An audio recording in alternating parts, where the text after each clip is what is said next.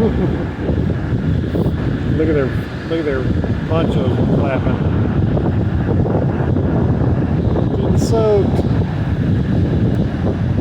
Getting soaked.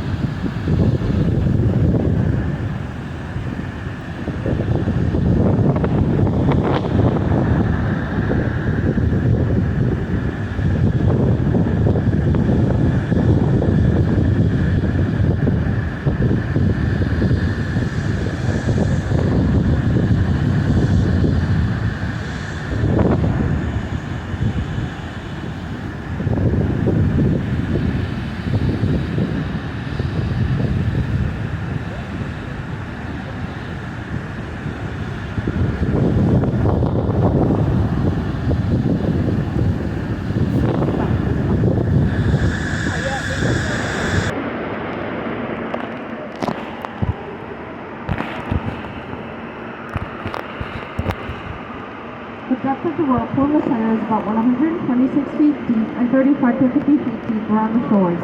You may notice numerous fishermen and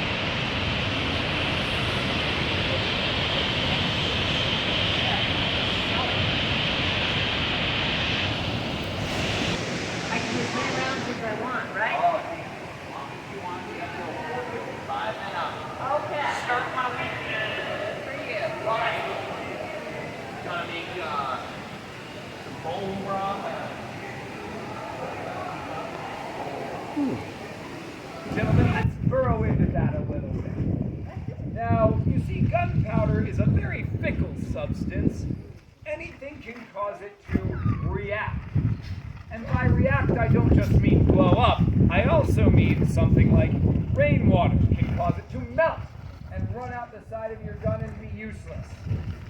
Snow can cause it to freeze up a little bit, so it takes more time to light on fire, resulting in a hang fire.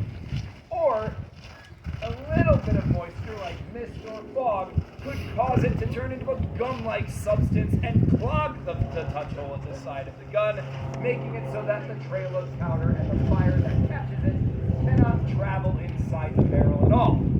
In other words, on a day like today, you've got about an 83% chance of this gun working. Now, if that wasn't bad enough, this is also just a muscle. It is not a rifle. What is the difference? Spiral cut barrel, exactly. I heard somebody say rifling over here.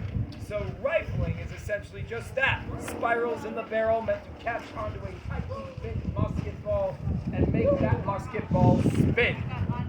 With enough spin, that ball will fly straighter or farther.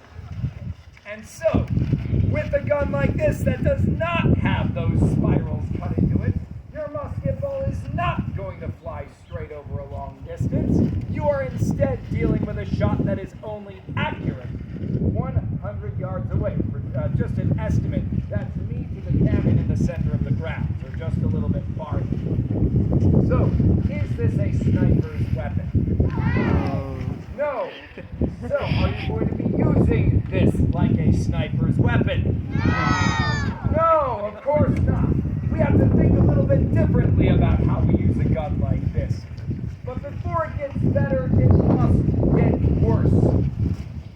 Rifles, the more accurate option, absolutely do exist in 1759. So if the rifles do exist, why are regular soldiers like me using muskets instead?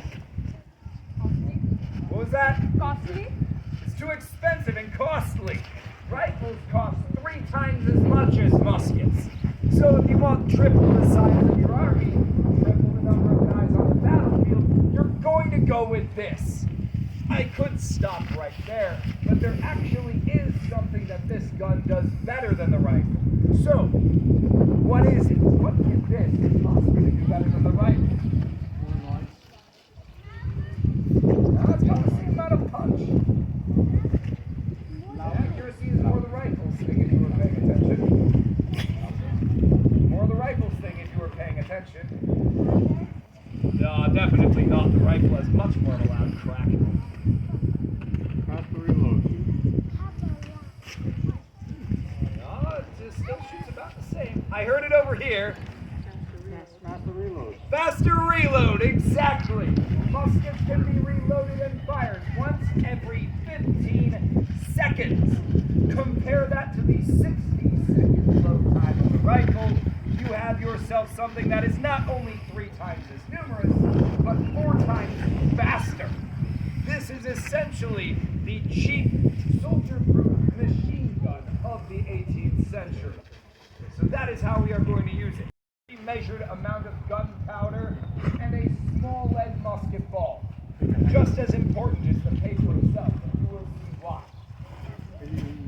I tear that open with my teeth. I pour a small amount of the powder into the side of the weapon.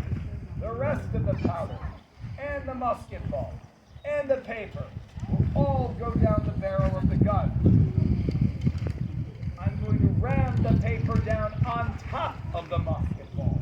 This needs to be done, because if I do not do this, that loosely bit musket ball that I've just let rattle down the barrel is going to just roll out the end of the gun if I point even slightly downhill. So once that ball has been secured, the rammer is